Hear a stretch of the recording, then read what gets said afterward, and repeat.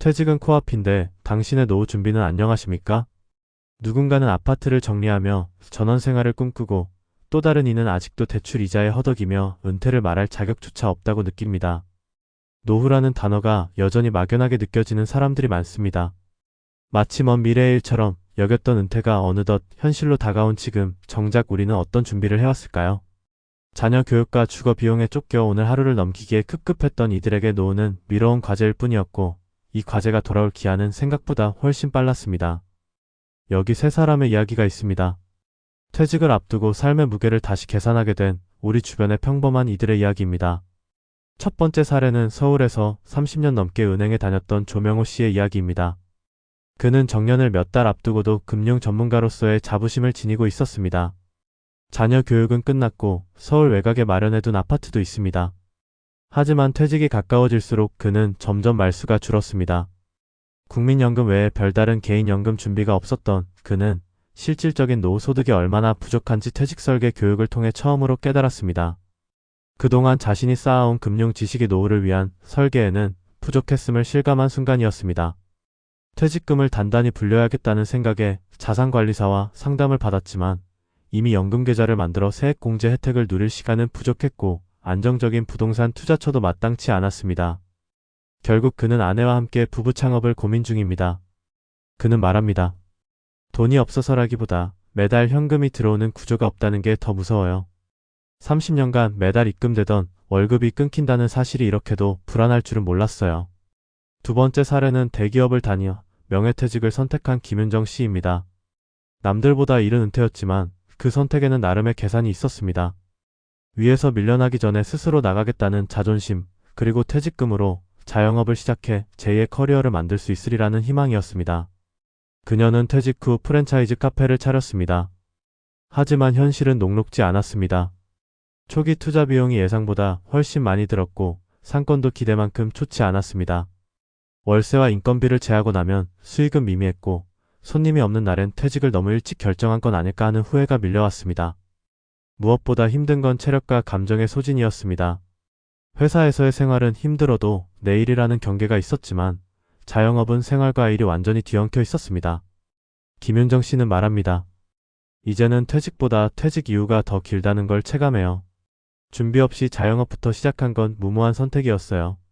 세 번째는 공공기관에서 일하다 최근 퇴직한 장성호 씨의 이야기입니다. 그는 나름대로 노후 준비를 해왔다고 생각했습니다. 퇴직 10년 전부터 개인연금도 들어놓았고 자녀들의 결혼도 마쳤습니다. 하지만 막상 퇴직하고 나니 상상하지 못한 공백이 그를 덮쳤습니다. 가장 먼저 느낀 건 역할 상실감이었습니다. 매일 아침 출근하던 일상이 사라지자 그는 하루 대부분을 무기력하게 보내기 시작했습니다. 금전적으로는 안정적이라 할 수 있었지만 그는 말합니다. 노후 준비는 돈만으로 되지 않더군요. 하루가 너무 길어요. 살아야 할 이유, 일어나야 할 이유가 사라졌어요. 이후 그는 지역 도서관에서 자원봉사를 시작했고 지금은 시니어 대상의 금융교육 강사로 활동하고 있습니다. 그는 이제야 진짜 은퇴 준비가 무엇인지 알게 되었다고 말합니다. 삶의 이유를 다시 찾는 것, 그것이 진짜 준비라고. 이 세 사람의 사례는 각기 다른 출발선에서 노후를 맞이했지만 공통된 메시지를 줍니다. 퇴직은 단순한 일의 종료가 아니라 삶의 구조가 완전히 바뀌는 전환점이라는 점입니다.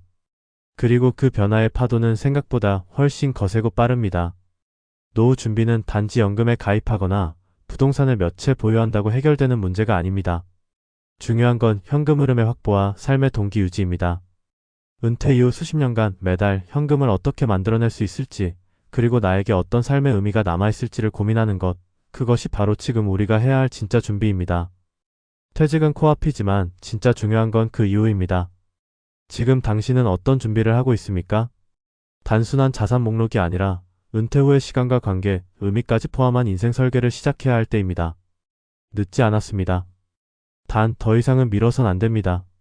퇴직이 눈앞으로 다가오면 누구나 불안해진다. 월급이 언제까지 나올지 뻔히 보이는 상황에서 그 이후의 삶을 어떻게 꾸려야 할지 막막해진다. 더 큰 문제는 그 막막함을 느끼면서도 대부분의 사람들이 실질적인 준비는 하지 않고 있다는 점이다.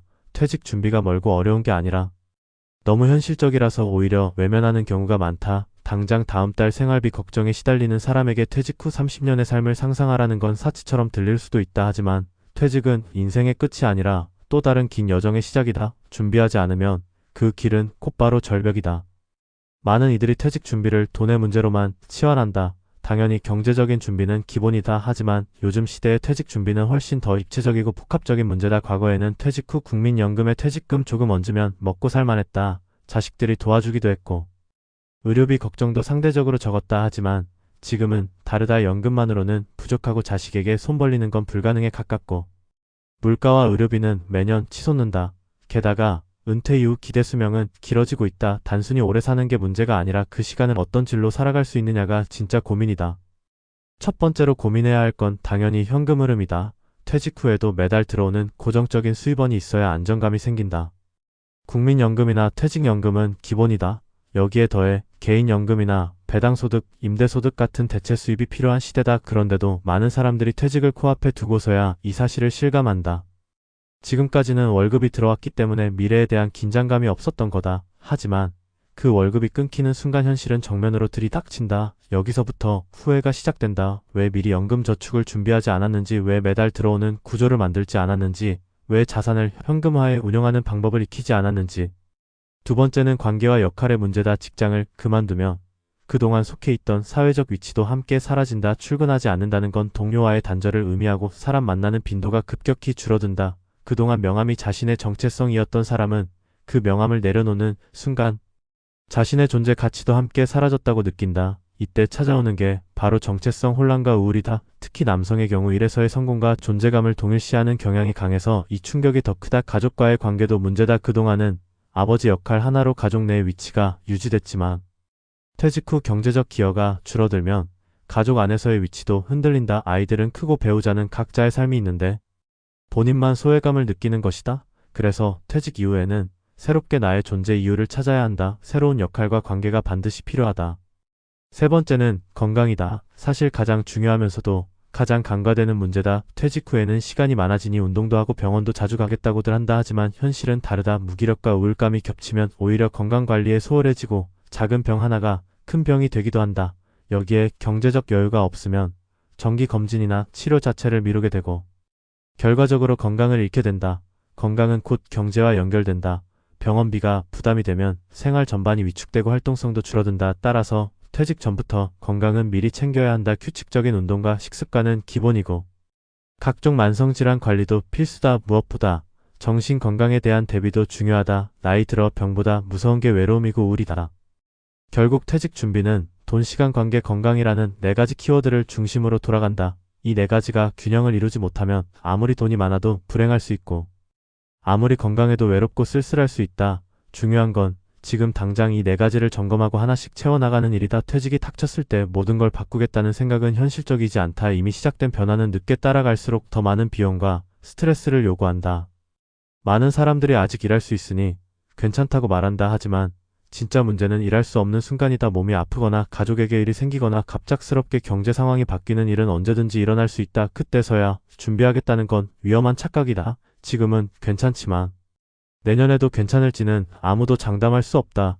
퇴직 준비는 당장 퇴직할 사람들만의 문제가 아니다. 지금 일을 하고 있는 40대, 50대 모두의 문제다. 그 누구도 예외는 없다. 그리고 무엇보다 중요한 건 삶의 태도다. 퇴직 이후에도 나는 계속 살아간다. 이전과 다른 방식으로 살아야 할 뿐이다. 그 변화에 대한 유연성과 적응력이 있어야 한다. 직장을 다닐 땐 회사가 주는 틀 안에서 살았지만 이제는 내가 내 삶의 구조를 설계해야 한다. 더 이상 남이 짜준 일정을 따르는 게 아니라 스스로 하루를 설계해야 하고 의미를 만들어야 한다. 이게 어렵다고 느껴지는 이유는 지금까지 우리가 너무 오랫동안 타인의 구조 안에서만 살아왔기 때문이다. 결국 퇴직 후 삶은 준비된 자에게만 여유롭다. 뿌떡대고 맞이하면 불안과 불만만 남는다. 지금 내가 가진 자산을 파악하고 부족한 부분은 어떤 방식으로 보완할지 계획을 세워야 한다. 새로운 관계를 만들고 역할을 찾기 위해 지역 커뮤니티나 취미 활동에도 발을 들여야 한다. 건강은 과거의 습관을 돌아보며 점검하고 필요하다면 전문적인 상담도 받아야 한다. 이 모든 게 결국 은퇴 이후 삶의 질을 결정한다.